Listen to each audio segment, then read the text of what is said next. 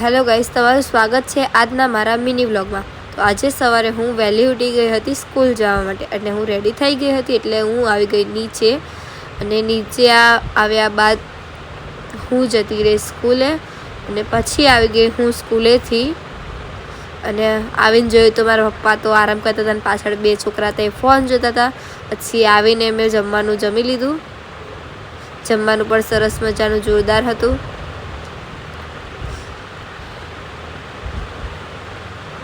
પછી હું આવી ગઈ મહેંદી મૂકાવવા માટે મારી ફ્રેન્ડ જોડે। મારી ફ્રેન્ડ તો બહુ ખુશ હતી કે મને વ્લોગમાં લે, તો પછી આપણે એને વ્લોગમાં લઈ લીધી।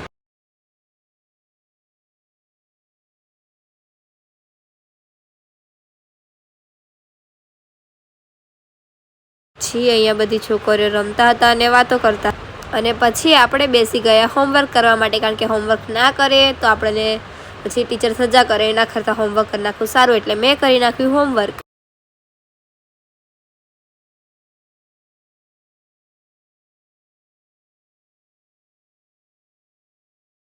પછી આપણે જવાનું હતું દિવ્યાંગ આશ્રમે રોટલી આપવા માટે।